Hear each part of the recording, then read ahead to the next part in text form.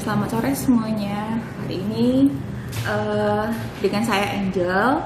Selama beberapa menit ke depan, saya akan menemani santai sore Bapak Ibu semuanya lewat live siaran langsung yang akan kami adakan ya, yang sudah sering kali kami adakan setiap minggunya.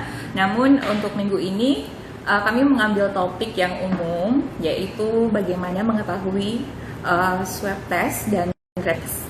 Nah, sore hari ini kami mengundang pembicara yang akan mengedukasi kita semuanya, ya Bapak Ibu semuanya, para viewers semuanya yang ada di rumah. Dan pembicara kali ini saya akan terhubung dengan Dr. Richard. Nah, sambil menunggu, mana ya, cari ya, gabung, oke. Saya akan mengundang Dr. Richard untuk bergabung bersama. Oke. Ya, welcome. Welcome to our channel, Citragan Galaxy TV channel, Bapak Dr. Richard. Ya. Terima kasih buat waktunya sore hari ini, sudah mau meluangkan waktu untuk mengedukasi semuanya ya, para pemirsa yang ada di rumah. Dan saya yakin hal ini tentunya penting sekali, itu nggak Pak? Karena banyak orang yang masih belum mengetahui tentang rapid test dan swab atau swab ya? Swab atau swab? Sama aja ya? Indonesianya kan swab, Inggrisnya swab, bener nggak? Swab. Nah, Oke, sebelum itu Pak Richard, kita mau mengucapkan selamat Hari Idul Fitri juga dulu buat yang lagi merayakan ya. Jadi buat Bapak Ibu semuanya yang lagi merayakan, kami mengucapkan mohon maaf lahir dan batin, selamat Hari Raya Idul Fitri. Semoga semuanya sehat, semuanya damai, sejahtera, bersama dengan keluarga di rumah. Sekalipun event Idul Fitri kali ini tidak ideal, tapi tidak mengurangi sukacita Anda semuanya ya. Jadi bersama dengan saya, Angel dari Citra Grand Galaxy City, saya akan ngobrol-ngobrol dengan Bapak Dr. Richard ya. Apa kabar Pak? Sehat? Sehat Pak? Halo? Iya. Kedengaran? Kedengaran?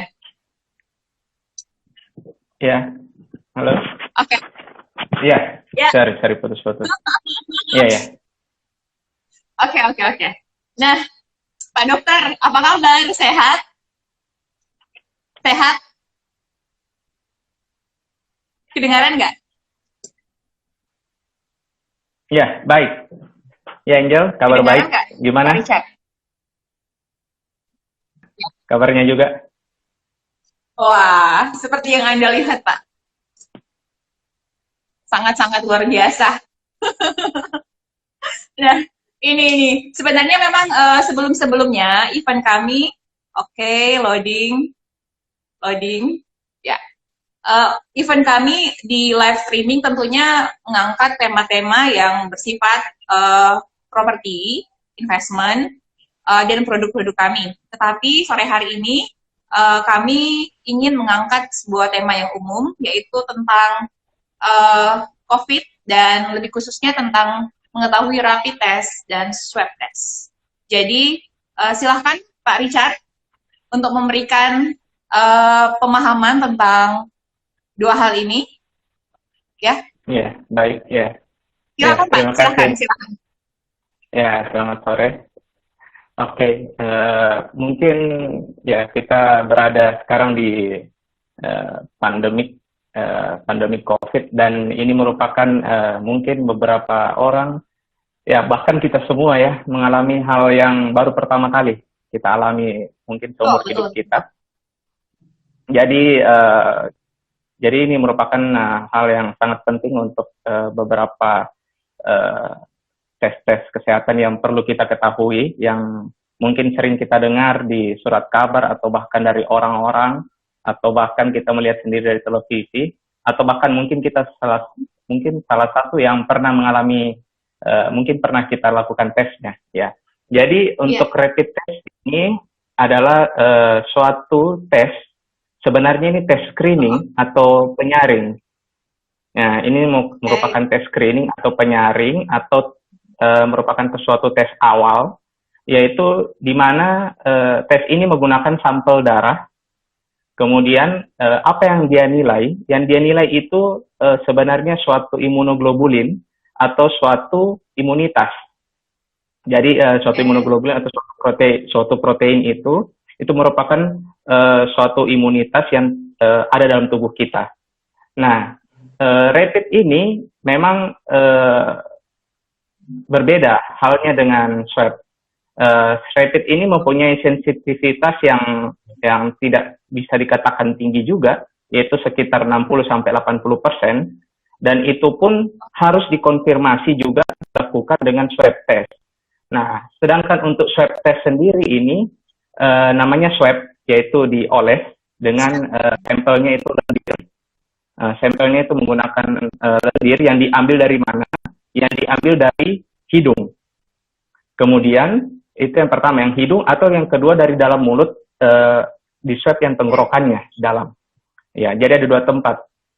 Nah, jadi swab test ini dilakukan, dibawa ke laboratorium dan dilakukan dengan alat namanya, diperiksa dengan alat namanya PCR. Nah, PCR ini, ya, PCR atau PCR. Ya. PCR ya. Ya, PCR. Tapi PCR ini yaitu alat di mana dia mendeteksi suatu DNA, ya, suatu DNA dari virus itu, COVID. Jadi lebih sensitivitasnya itu lebih tinggi, kurang lebih 95%. Nah, kalau tadi cuma 60-70 ya? Ya, 60-80%, sedangkan PCR ini tesnya 95-95%. Kemudian ya cukup tinggi sensitivitasnya. Iya, kemudian berarti dari sisi keakuratannya lebih akurat si swab test dong ya? Iya, swab test PCR menggunakan alat PCR itu lebih akurat. Swab ya, betul. Lanjut Pak, silakan Pak Dokter, lanjut. Ya, jadi memang swab test ini mempunyai salah satu kelemahannya itu adalah lama. Karena dia hasil, untuk kita menunggu hasil itu cukup lama dibandingkan rapid test. Rapid test itu dia cepat hasilnya, bisa 10 sampai ya paling lambat mungkin 20 menit, bisa 15 menit atau 10 menit. Kemudian kalau PCR sendiri itu kita bisa menunggu hasilnya keluar itu bisa sampai hari, 2-3 hari. Oke. Tapi kalau untuk di Makassar sendiri, dua-dua alatnya itu sudah ada ya? Ya, kalau di Makassar sudah ada. Kalau di Makassar, di juga sudah ada ya? Iya. Kalau di Makassar ada beberapa rumah sakit memang yang menjadi pusat rujukan COVID, ya. Salah satunya mungkin rumah sakit pusat rujukan di Wahidin, dengan kemudian di Unhas juga bisa, ya, dengan di Tajudin Halid, ya itu juga bisa. Bahkan di beberapa rumah sakit swasta lainnya untuk penyediaan rapid test mungkin hampir semua rumah sakit sudah bisa. Bisa aja ya. Ya bagus lah ya. Bahkan klinik. Memang dari apa namanya Pak Dokter, dari data yang saya punya per kemarin itu yang apa namanya? Dari data yang diberikan pemerintah ya, kemarin itu sudah ada 21.745 orang yang positif ya, positif COVID. Kemudian yang sembuh itu ada 5.249. Terus yang meninggal itu ada 1.351.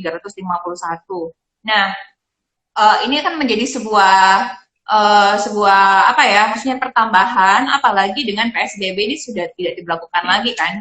Kita tahu bersama di Goa sudah nggak berlakukan PSBB, kemudian di Makassar juga. Jadi tingkat kenaikan itu sangat-sangat cukup signifikan ya, Pak Dokter. Jadi kita juga tidak perlu takut atau tidak perlu, namanya kalau pemerintah sudah mengambil keputusan, ya kita masyarakat harus mengikuti, bukan? Cuman harapan saya dengan edukasi-edukasi yang diberikan, ini kan banyak masyarakat yang belum ngeh. Ya mungkin bisa dikatakan masih awam lah. masih awam tentang pentingnya menjaga segala sesuatu supaya tidak terkena COVID tentunya. Jadi saya butuh Bapak untuk sore hari ini lebih detail lagi untuk memberikan edukasi. Nah, pertanyaan saya, nah Bapak Ibu teman-teman semuanya, kalau Bapak Ibu punya pertanyaan silahkan ya, nanti kan muncul di sini. Oke, nanti Pak Dokter sekalian bisa lihat pertanyaan-pertanyaannya. Saya punya beberapa pertanyaan nih, tapi kalau memang dari Bapak Ibu teman-teman yang memang mau bertanya silahkan. Ini Pak, ini ada pertanyaan dari Pak Niklaus. Kalau untuk apa namanya? Mana ini? Kalau untuk syarat penerbangan cukup dengan rapid test, mana nih? Halo. Oke, kalau untuk syarat penerbangan cukup dengan rapid test saja Pak Dokter atau harus swab? Ya, oke, saya coba menjawab. Kalau untuk syarat penerbangan sebenarnya tergantung dari mungkin dari maskapainya ya, dari aturan dari maskapainya.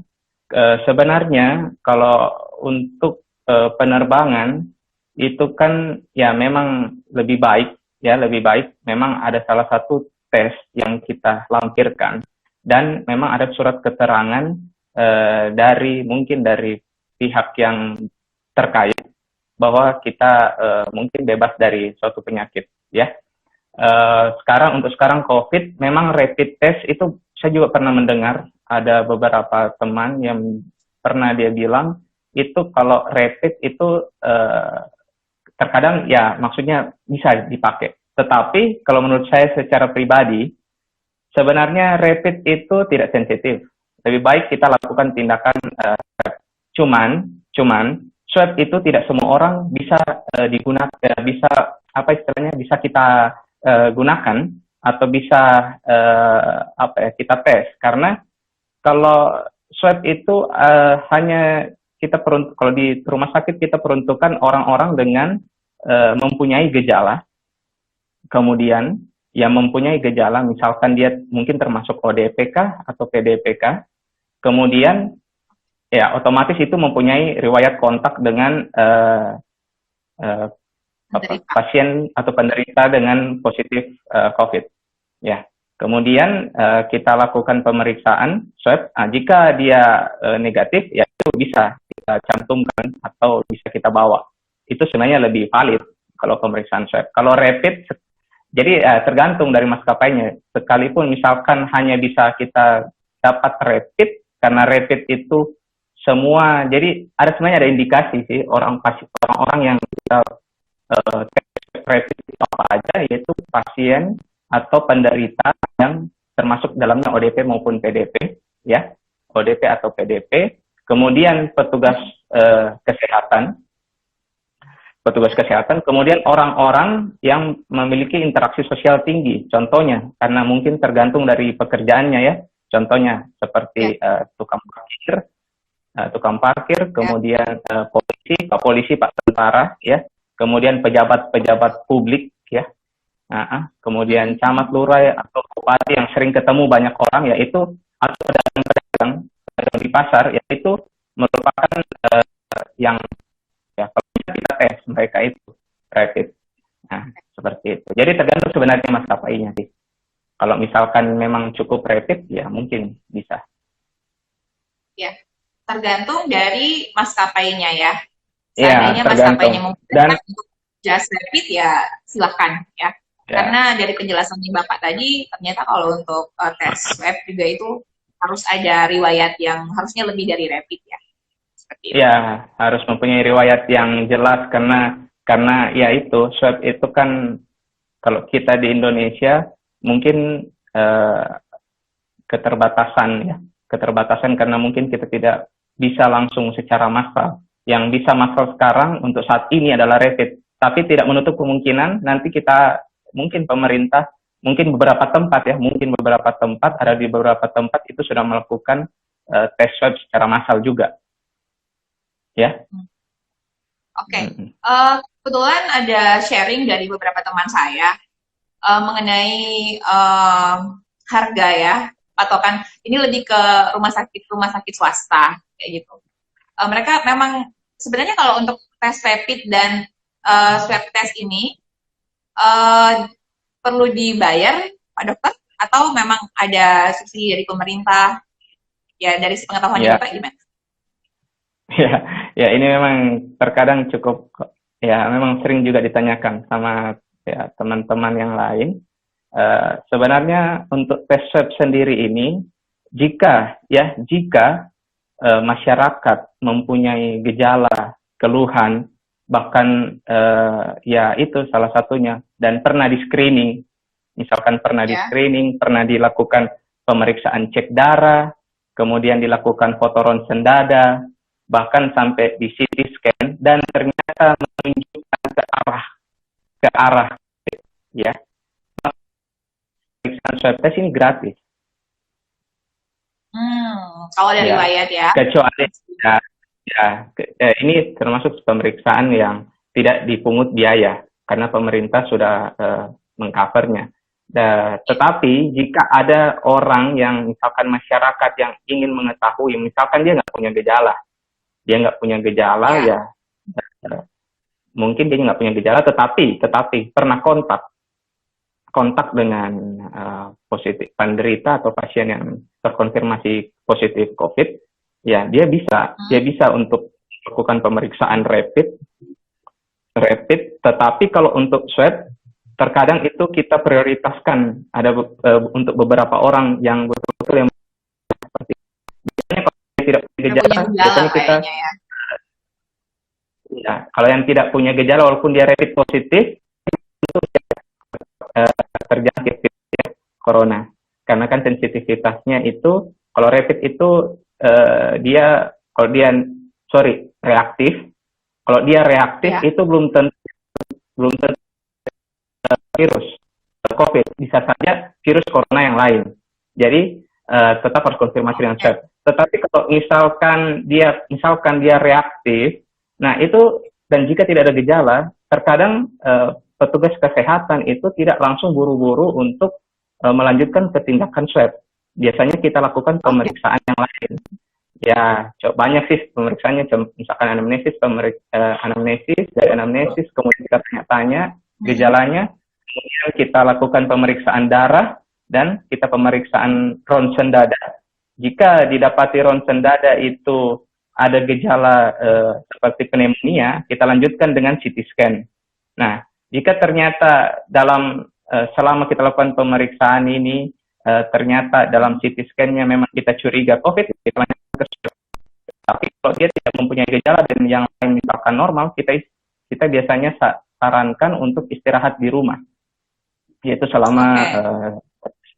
2 minggu. Seperti itu. Iya, betul. Penjelasannya cukup detail ya, tapi tadi pertanyaannya kalau ternyata ada riwayat, masalah dibayar atau tidak ya, Bapak Ibu teman-teman semuanya. Kalau pernah ada riwayat, pasti itu di-cover oleh pemerintah. Tapi kalau atas kemauan sendiri, pasti dari rumah Ya, sakit juga bayar. pasti ada menetapkan anggarannya seperti itu ya. Terus ini ada pertanyaan lagi dari Bapak Niklaus. Jika setelah dilaksanakan tes, ternyata masuk kategori OTG, oke, apakah dengan karantina mandiri akan otomatis sembuh? Karena nggak ada gejala apapun, Pak. Jadi, jika setelah dilaksanakan tes, ternyata masih masuk kategori OTG. OTG atau OTG? What's the meaning of Ya, OTG? Apakah dengan karantina mandiri akan otomatis sembuh? Karena nggak ada gejala apapun. Nah, dari Pak Dokter gimana, Pak? Ya, orang tanpa gejala ini ya sebenarnya belum tentu juga dia positif ya, belum tentu juga dia positif COVID. Cuman itu salah satunya tadi yang kalau jika dia pernah kontak dengan riwayat positif COVID dan dia tanpa gejala, ataupun misalkan ya jelek-jeleknya ternyata dia terjangkit dan tidak sebenarnya ini bisa dilakukan karantina mandiri. Sebenarnya virus itu virus yang ini COVID ini sebenarnya masih dalam penelitian lebih lanjut, baik dalam tingkat molekulernya maupun dalam pengobatannya. Jadi apakah bisa sembuh atau otomatis sembuh?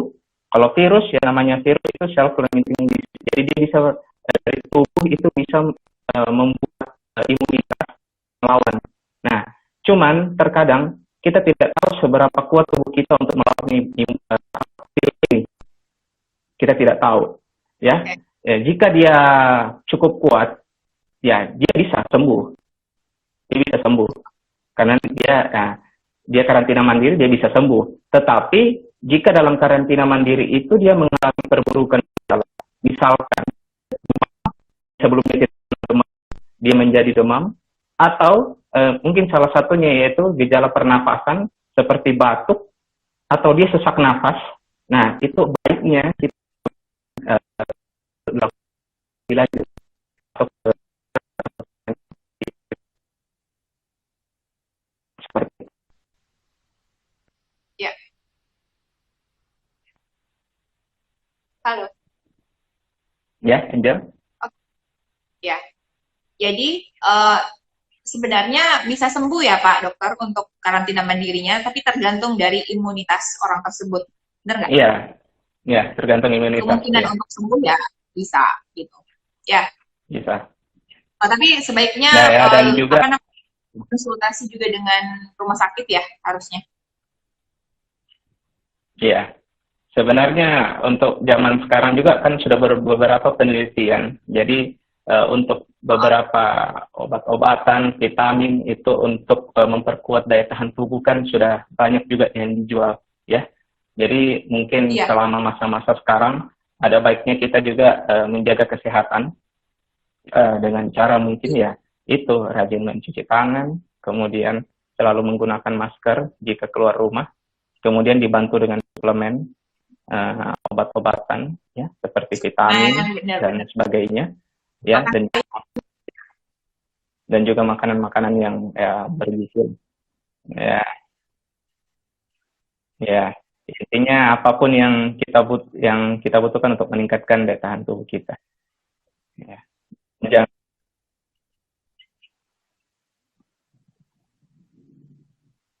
ya.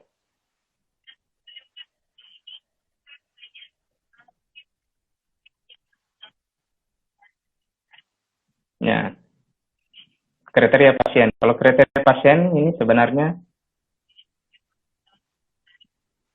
ya, kalau kriteria pasien untuk rapid sendiri ini termasuk dalamnya ODP maupun PDP. Ya, ODP, PDP, kemudian orang-orang atau masyarakat umum yang bekerja di sekitar lingkungan kesehatan, contohnya rumah sakit atau puskesmas. Kemudian orang-orang masyarakat yang mempunyai seperti kata saya tadi interaksi sosial yang tinggi. Contohnya yang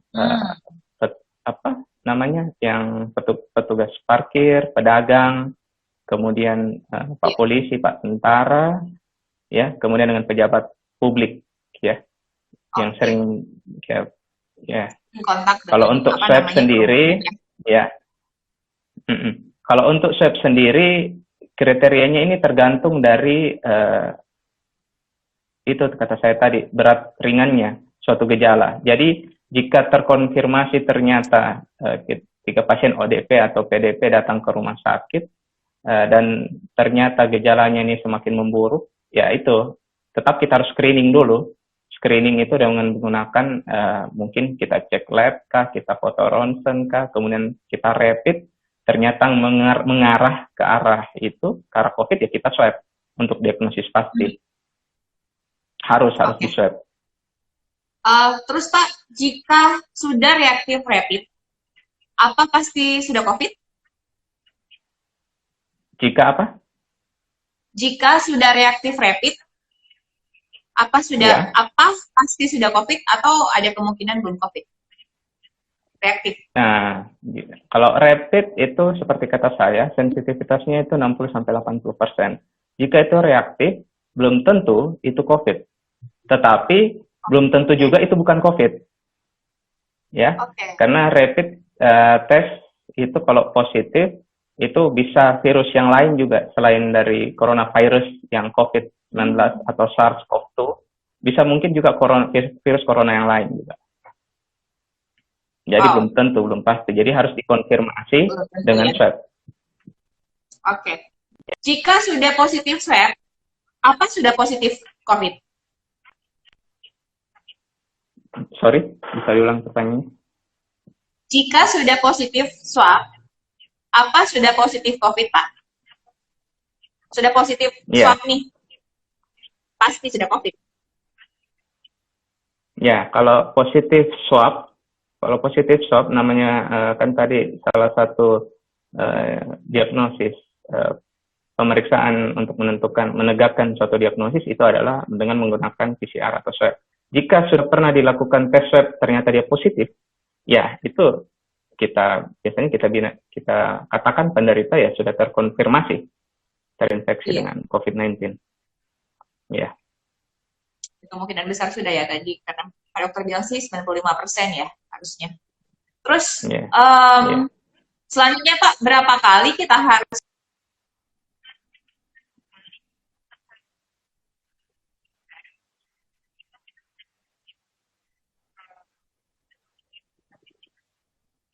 paling akurat kan ya swab kan? Nah, berapa kali dia harus tes sampai dia benar-benar dinyatakan nggak COVID lagi seperti itu?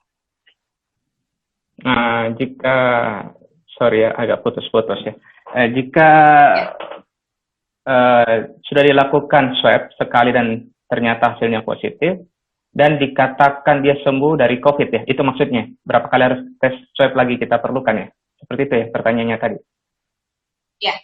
Ya, berarti itu terkonfirmasi jika 2 kali tes swab itu negatif, hasilnya berturut-turut, itu dikatakan pasien itu sembuh dari COVID. 2 kali ya? Ya. Kalau jika 2 kali berturut-turut. Ya. Terus mau dites lagi nih untuk dia sudah sembuh atau belum sih, harus swab 2 kali dan hasilnya itu negatif baru bisa dinyatakan sembuh ya. Betul. Nah ini ada pertanyaan lagi Pak. Berarti rapid test akan reaktif atas semua virus dong Pak Dokter? Bisa jadi ya? Rapid test akan reaktif atas semua virus, benar nggak? Ya, sebenarnya ada mungkin ya tidak semua virus ya. Mungkin yang virus berkaitan dengan corona saja. Kan corona ini sebenarnya banyak jenisnya. Ya. Nah, virus corona ini banyak jenisnya, jadi dia bisa bias. Ya, ini bias. Jadi memang ada namanya false positif, namanya positif palsu. Dan juga rapid ini juga bisa negatif atau negatif palsu. Jika ya itu kata saya tadi, jika dia kan suatu rapid dia menggunakan dia menilai suatu imunoglobulin atau suatu sistem imun. Nah, sistem imun ini biasanya tidak langsung terbentuk. Misalkan besok kemarin kita kena, hari ini dites pasti positif? Tidak, belum. Jadi biasanya itu positif jika kan dinilai itu IgM dan IgG. Biasanya itu mulai muncul ketika hari ke-7 atau seminggu setelah dia terinfeksi. Dia baru memberikan gambaran. Jadi misalkan jika ada gejala dan kita ternyata pernah kontak dengan riwayat penderita COVID dan jika kita tes negatif, itu bisa diulang 7 hari kemudian atau seminggu kemudian, 7-10 hari kemudian untuk dilakukan rapid. Bisa diulang. Karena itu sistem imun hanya tidak langsung muncul, karena yang dinilai adalah sistem imun. Oke, betul. Ya, jadi pertanyaannya tadi, apakah rapid test akan reaktif atas semua virus? Jawabannya tidak semua virus ya, tidak semua virus. Rata-rata reaktif terhadap virus yang COVID ya. Dan COVID ternyata ini banyak jenisnya, benar nggak? Ya, corona. Maksudnya corona, bukan COVID. Kalau COVID, ya jelas itu SARS-CoV-2. Ya.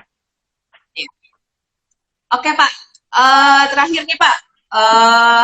Karena kita melihat kondisi-kondisi sekarang yang saya itu dengar-dengar akan ada gelombang untuk kita tidak mengharapkan, kita tidak berdoa untuk hal terburuk terjadi.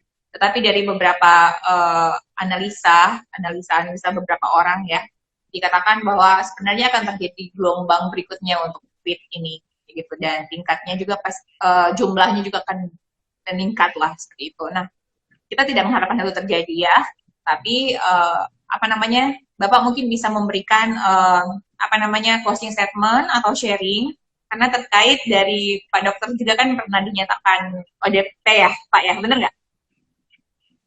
Ya. Ya, oke. Nah ini dari sharing live Bapak sendiri ya, supaya untuk orang-orang yang apa namanya yang nggak ngerti kayak itu katakanlah awam ya, awam tentang hal seperti ini, jadi menganggap COVID ini sesuatu hal yang biasa aja kayak gitu ya, bodo amat lah biasa aja, nggak apa-apa juga kan kayak gitu. Jadi mungkin dari Bapak yang pernah dinyatakan sebagai ODP dan apa namanya bisa memberikan sharing live sehingga kita sebagai orang-orang yang awam ya, katakanlah awam, itu bisa aware dengan hal ini. Silakan Pak sebagai closing statement juga dan untuk menghimbau kita semuanya tetap jaga kesehatan. Silakan Pak Ya, Dokter. sebenarnya virus COVID ini kalau mau dibilang berbahaya sekalikah, tergantung ya. Karena Ya, kalau dibilang berbahaya, ya berbahaya dari segi virulensi. Virulensi itu dimana kemampuan virus untuk menular, ya itu cukup dikatakannya cukup tinggi. Kemudian apakah untuk berbahaya itu dalam artian apakah tingkat kematiannya itu seperti apa? Kalau tingkat kematian kalau dari data WHO yang saya lihat itu memang tidak begitu, istilahnya data yang menunjukkan itu tidak begitu langsung menyebabkan kematian. Kalau di Indonesia atau di Indonesia sendiri memang cukup tinggi sih mortality rate atau tingkat kematian akan COVID ini sekitar 89%. Lebih tinggi dibandingkan negara Asia yang lainnya. Contohnya di Filipina yang cuma 6,5, di Jepang atau Korea 1-2%. Tetapi jika daya tahan tubuh baik ya, jika pasien-pasien ya, jika dia terinfeksi dan ternyata dia punya daya tahan tubuh yang baik ya syukur ya kita seharusnya dia bisa bertahan ya. Cuman ya itu karena kita kan banyak tidak tahu dalam tubuh ini apakah kita mempunyai komorbid atau suatu penyakit yang lain, suatu penyakit penyerta yang lain, contohnya jantung atau diabetes, itu terkadang bisa memperberat. Jadi jika ditambah dengan COVID ini, maka angka kematian itu bisa meningkat. Bahkan gejalanya bisa meningkat, bahkan bisa sampai kritis komorbid ini. Jadi sebenarnya kalau untuk masa sekarang ya diusahakan sih memang social distancing masih diberlakukan walaupun PSBB ini sudah selesai, cuma memang disarankan untuk ya kalau hal yang tidak emergensi yang ini kita lebih baik di rumah saja, lebih baik di rumah. Kemudian jika pun harus kita keluar, misalkan mau belanja kebutuhan sehari-hari ya gunakanlah masker. Ya terkadang yang saya sering lihat di luar itu banyak orang nggak pakai masker. Mungkin dia berpikir ya kan dia nggak punya gejala ya, dia nggak bergejala, dia nggak mempunyai ya keluhan yang berarti. Tetapi ingat orang walaupun dia tidak mempunyai gejala, tetapi banyak orang di luar sana mungkin terinfeksi COVID, tetapi dia tidak punya gejala. Nah ini yang berbahaya. Kenapa? Karena dia bisa pulang ke rumah membawa virus dan bisa menjangkiti anak istri atau suami atau orang tuanya. Ini yang berbahaya. Ini yang berbahaya. Jadi karena kita tidak tahu mungkin orang di rumah atau orang tua kita itu bagaimana kondisinya, apakah daya tahan tubuhnya baik atau tidak ya kita kan tidak tahu. Ya jangan sampai ternyata dia daya tahan tubuh tidak baik, ternyata dia sakit. Ya itu yang tidak kita harapkan sebenarnya. Jadi lebih baik memang kalau di masa sekarang ya kalau saya sebagai ODP sih waktu itu ya saya istirahat di rumah, diistirahatkan dari tugas kan saya lagi sementara sekolah juga mengambil spesialis, saya istirahatkan 2 sampai ya 14 sampai 17 hari lah, hampir ya 2 mingguan lebih waktu itu. Kemudian dites, ternyata memang hasilnya negatif sampai swab. Ya, jadi saya kembali lanjut melakukan aktivitas di rumah sakit. Seperti itu. Oke,